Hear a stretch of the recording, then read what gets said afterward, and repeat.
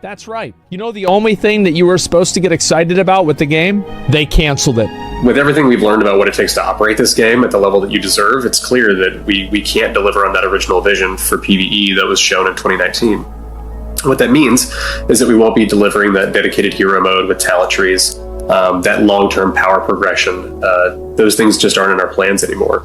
And we know that this is going to be disappointing to many of you, which is why we wanted to bring it up before we talked about the roadmap. And to be perfectly honest, it's been really difficult for many of us and a lot of folks on the team who've poured their heart and soul into that stuff.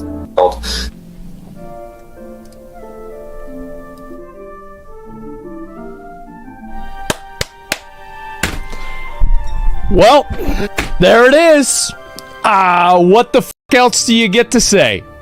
With everything we've learned about what it takes to operate this game at the level that you deserve, it's clear that we can't deliver on that original vision for PvE. The dream of Overwatch 2 PvE is officially dead. It's dead. It's done. This was the big fear, and it absolutely was as catastrophic as we had first envisioned. I just like to say, first of all, I really appreciate Jared and Aaron's honesty, right? I feel like this mess was thrust upon them wrongfully, and they shouldn't have to take the blame. And I appreciate their honesty to choose the PvP side of things that made Overwatch Game of the Year and made Overwatch great.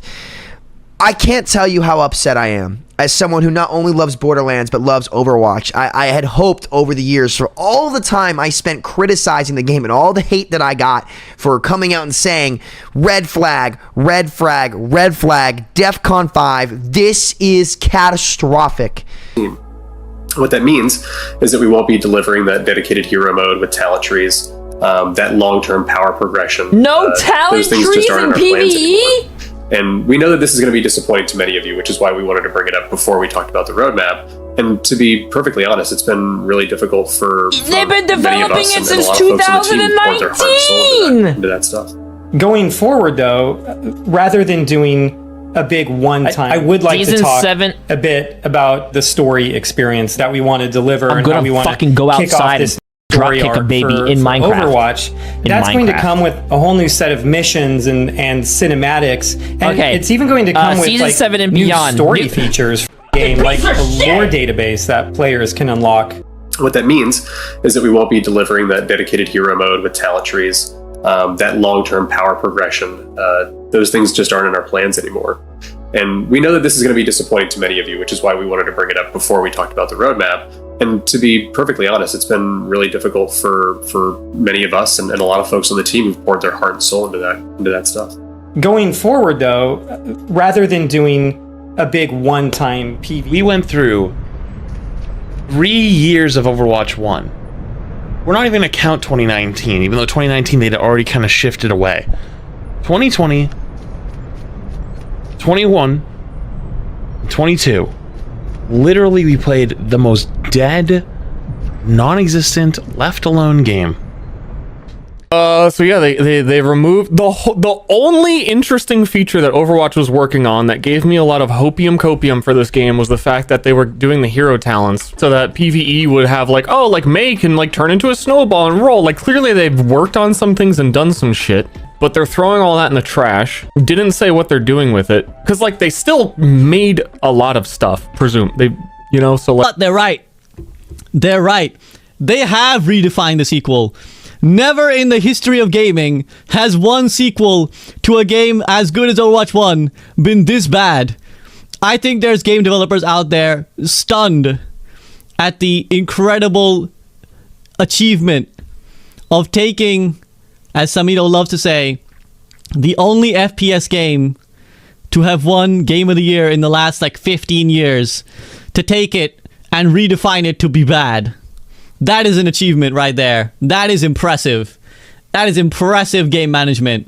You really redefined the sequel. Blizzard just basically canceled Overwatch 2. I mean, when they were first advertising this game, what was the whole purpose of making it a sequel? What did they say? Oh, it's going to have, character progression. Your dudes will level up. There's going to be actual PvE missions and story modes that you can play with your friends.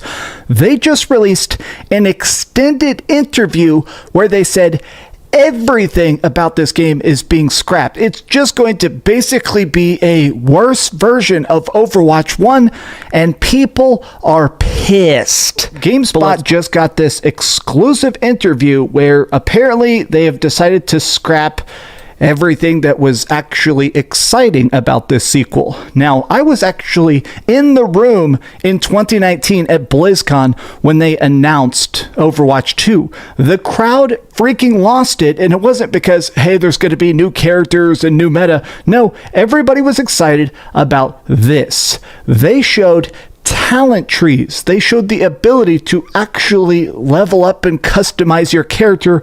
All of this is being removed. Overwatch 2 was just basically a downgraded version of Overwatch 1 that required you to buy everything again. Oh, sorry, you didn't manage to get all the cool stuff. You couldn't sync your account. You couldn't carry over your previous microtransactions, which happened to a lot of people.